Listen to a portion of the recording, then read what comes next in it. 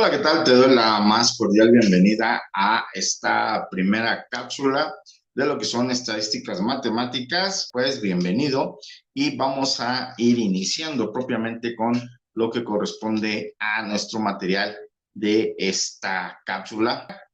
Seguramente ya has tenido algún acercamiento con estadística.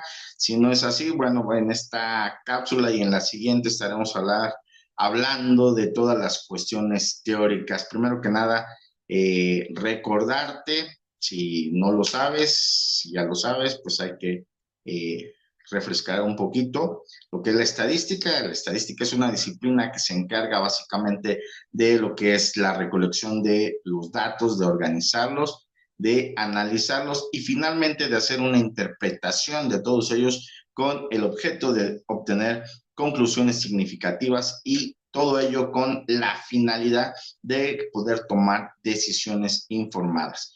Y bueno, la estadística se divide en dos grandes ramas. Tenemos por un lado lo que es prácticamente la parte descriptiva y por el otro lado tenemos lo que es la parte inferencial. El día de hoy nos toca abordar en primera instancia lo que es la teoría y el análisis estadístico. Vamos a hablar de lo que es la teoría estadística. La teoría estadística está enfocada en los fundamentos matemáticos y en la probabilidad de que sustentan los métodos estadísticos. Y bueno, en este primer apartado vamos a hablar de diferentes conceptos. El primero es, o los dos primeros son conceptos básicos de la estadística, es la población y la muestra. La población como tal la vamos a entender como el total de los elementos de los cuales vamos a tomar los datos. Entonces, tenemos que poner acá un ejemplo que sea claro para que se entienda lo que es la población. Si hablamos de una escuela, estaríamos diciendo que la población de la escuela es el total de los individuos que están en ella o que la integran, ¿verdad? Hablamos desde los estudiantes, por supuesto, todos los alumnos que forman parte de la escuela, todos los maestros, los directivos, el personal de intendencia, personal de apoyo, personal administrativo, etcétera, etcétera. Todos y cada uno de ellos forman el total de la población de la escuela. Ahora bien, ¿qué sería una muestra? Una muestra aleatoria sería cualquier persona que se encuentre dentro de la escuela. Es decir, podemos tomar en una escuela en la cual tiene 300 personas y podemos decir que el 30% perdón, 30 personas sería una muestra del 10% de esa escuela. Y bueno, aquí debemos entender que para que esa muestra sea válida, debe tener una característica y es que todos tengan la misma posibilidad de estar en la muestra. Desde la persona de intendencia, los alumnos, los maestros y los directivos, hasta cualquier otra persona que forme parte de la escuela. Entonces ahí estaríamos hablando de que una muestra de la institución sería pues esas 30 personas, ¿verdad? Y bueno, también por el otro lado podemos tener que un grupo de la escuela, hablemos de un grupo en específico, podemos hablar de, si estamos hablando de una primaria, pues podemos decir que el grupo de sexto año, sexto A exactamente, tiene 30 alumnos y bueno, para nuestro estudio, específicamente para el caso que vamos a estudiar, podría ser nuestra población, es decir, nuestro estudio va enfocado a ese grupo en específico y vamos a detallar, por ejemplo, las calificaciones. Y bueno, entonces nuestra población total sería el grupo y una muestra podrían ser 10 alumnos de ese grupo. Entonces, nuevamente tenemos la población, que es el total de las personas sobre las que se hace el estudio, y la muestra, que es una parte porcentual de esa población, ¿verdad? De ese, en este caso, de ese grupo. Entonces, debemos entender que la población es el total de las personas que se encuentran dentro del estudio y la muestra es un porcentaje. Y bueno, ya a nivel estadístico existe una serie de fórmulas para determinar la muestra, que eso pues obviamente lo estaremos viendo más adelante. Bueno, por el otro lado tenemos lo que son las variables, otro concepto diferente, en el cual se identifican las características que se miden en una investigación y esas características pueden ser variables cuantitativas o variables cualitativas. Y aquí entramos nuevamente a dos conceptos. La parte cuantitativa es todo aquello que tiene la posibilidad de medirse, es decir, todo aquello que puede ser representado con un número. Y las partes cualitativas o las variables cualitativas son aquellas cuestiones o características que no se pueden expresar en número y que tienen que ser interpretadas. ¿De qué hablamos? Hablamos, por ejemplo, del color del cabello, de el tipo de vestimenta, de los gustos de las personas, etcétera, etcétera. Entonces son cualidades que no se pueden medir propiamente con un número. Y bueno, dentro de ellas, pues obviamente vamos a encontrarnos ciertas características específicas. Tenemos otro concepto importante, lo que son distribuciones de probabilidad, y describe cómo se van a distribuir los valores de una variable aleatoria. Tenemos además el concepto de estimación, que se trata de utilizar los datos de una muestra para estimar parámetros desconocidos de la población. Y tenemos también lo que es la prueba de hipótesis, la cual nos permite evaluar si una hipótesis sobre un parámetro poblacional es compatible con los datos de la muestra. Entonces, todos estos son conceptos básicos de lo que es propiamente estadísticas matemáticas. Y bueno, entramos en el rubro del análisis estadístico. El análisis estadístico es básicamente la aplicación de los conceptos teóricos a datos reales, todo ello con la finalidad, obviamente, de obtener información que nos sea útil. Se divide en dos áreas, como ya lo habíamos visto hace ratito.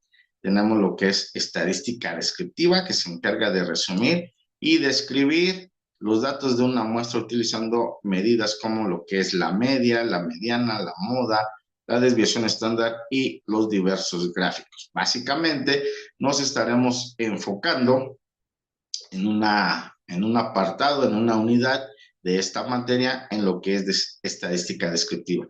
Y por el otro lado está la estadística inferencial, la cual estaremos abordando prácticamente en nuestra última unidad, que nos permite hacer generalizaciones sobre una población a partir de resultados obtenidos en una muestra. Utiliza técnicas como la prueba de hipótesis, el análisis de varianza y lo que es la regresión. Y bueno, ¿para qué nos sirve este análisis estadístico? Bueno, es una herramienta fundamental con una amplia variedad de campos. Entre todos los campos que se encuentran está las ciencias sociales, dentro de ellos está la parte de la psicología, la sociología, la economía. Dentro de las ciencias naturales pues, está la biología, la química, la física, y dentro de la ingeniería se encuentra lo que es diseño de experimentos, control de calidad. En negocios nos permite trabajar dentro de lo que es la investigación de mercados y realizar análisis financieros. Y dentro de la salud se encuentra la parte de epidemiología, ensayos clínicos, entre muchos otros, ¿verdad? Por supuesto, estos son los más importantes rubros dentro de los cuales se hace uso propiamente de lo que son las estadísticas matemáticas y la estadística en general. Bueno, vamos ahora a ver cuáles son los pasos básicos para el análisis estadístico. Partimos siempre, antes de aplicar propiamente los diferentes tipos de estadística, de un análisis y que debe ser estadístico, y este análisis debe llevar este rigor, ¿verdad? Primer caso, lo que es la planificación. Definir el objetivo del estudio es lo más importante, identificar nuestra población o nuestra muestra y seleccionar las variables que vamos a analizar. Segundo apartado, la segunda parte de estos pasos es propiamente la recolección de datos, es decir, obtener todos los datos a través de las encuestas, los experimentos, las bases de datos, etcétera. Generalmente cuando nosotros aplicamos una recolección de datos propiamente para una investigación, bueno, si es una investigación en la que estamos inmiscuidos, generalmente vamos a la fuente directa, que es precisamente las personas afectadas por el fenómeno en el cual nosotros estamos inmiscuidos en la investigación. Si es para un trabajo escolar, para una cuestión un poco menos formal, por así decirlo, o de menor impacto, pues se puede recurrir a diferentes datos como los que ya existen dentro de las diferentes páginas, como lo que es el INEGI, por ejemplo, que nos proporciona las encuestas a nivel nacional, a nivel estatal y, por supuesto, a nivel local como municipio, ¿verdad? Y bueno, eso es en cuanto a la recolección de datos, que como ya lo dije, tiene que ver con la formalidad y también tiene que ver con la parte de ejecución de nuestro proyecto de investigación. Bueno, por el otro lado tenemos lo que es la limpieza y preparación de datos. Tenemos que verificar la calidad de esos datos, corregir si hubiera errores y transformar los datos en caso de ser necesario. Esta transformación de datos se refiere, por supuesto, a cuando hablamos de cuestiones cualitativas y es necesario volverlas cuantitativas.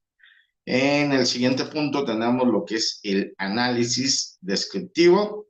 Se trata de resumir y describir propiamente los datos utilizando las tablas que estaremos viendo en nuestra clase sincrónica, eh, de utilizar también lo que son los gráficos y lo que son las medidas estadísticas. Y bueno, tenemos el siguiente punto, que en caso de ser necesario, pues tendremos la necesidad, de eso va a depender, por supuesto, del estudio, del nivel de complejidad del estudio, de hacer un análisis inferencial. En él, pues se realizan las pruebas de hipótesis propiamente, es decir, si nuestra hipótesis que hemos planteado al inicio de nuestro estudio es verdadera, es falsa, hay necesidad de redireccionar pues la aplicación de los datos, la aplicación también de las situaciones que estamos planteando. Entonces, una vez que nosotros checamos la hipótesis, si es falsa, pues bueno, hay que desechar toda la prueba y pues obviamente empezar a construir un nuevo modelo estadístico para poder sacar las conclusiones pertinentes sobre lo que estamos haciendo, es decir, sobre la población, estamos haciendo la inferencia propiamente. Y bueno, pues esto depende, como ya lo dije, del nivel propiamente de estudio que estamos realizando.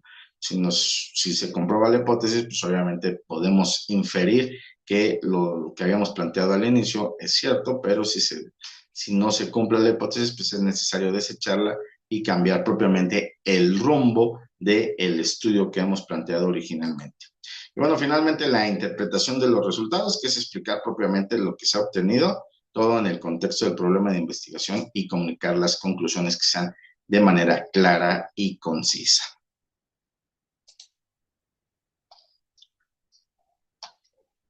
Y bueno, antes de empezar con lo que son las relaciones empíricas, es necesario hablar de que hay una serie de herramientas para el análisis estadístico. Existen muchas herramientas, muchos software estadísticos disponibles para realizar los análisis. Tenemos de entrada lo que son las hojas de cálculo a través de Excel, de Google Sheets. También hay software estadístico especializado como SPS de IBM, tenemos a SAS, R, Python, existen algunos lenguajes de programación como R y Python, ¿verdad? Todos ellos pues son herramientas que nos permiten realizar los análisis de manera rápida, sencilla y bueno, pues con un grado alto de efectividad.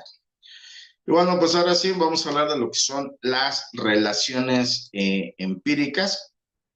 Estas relaciones son básicamente conexiones que se observan y lo importante es que son medibles entre diferentes variables o fenómenos en el mundo real. Estas conexiones se establecen a través de la observación, la experimentación y el análisis de datos, a diferencia de las relaciones teóricas que se basan en supuestos y modelos abstractos propiamente. Las relaciones empíricas se basan en evidencia concreta y pueden ser cuantificadas y, lo más importante, pueden ser verificadas. La importancia de las relaciones empíricas, tenemos cuatro cuestiones importantes. Una de ellas es la validación de las teorías. Dos es el descubrimiento de nuevos conocimientos. Tres sería la toma de decisiones informadas. Y cuatro sería la predicción de estos fenómenos. Y bueno, pues básicamente con esto estaríamos concluyendo esta primera cápsula. Pues como siempre les deseamos mucho éxito y esperamos que los conceptos aquí manejados hayan quedado claros. Nos estamos viendo en nuestra próxima cápsula. Hasta pronto.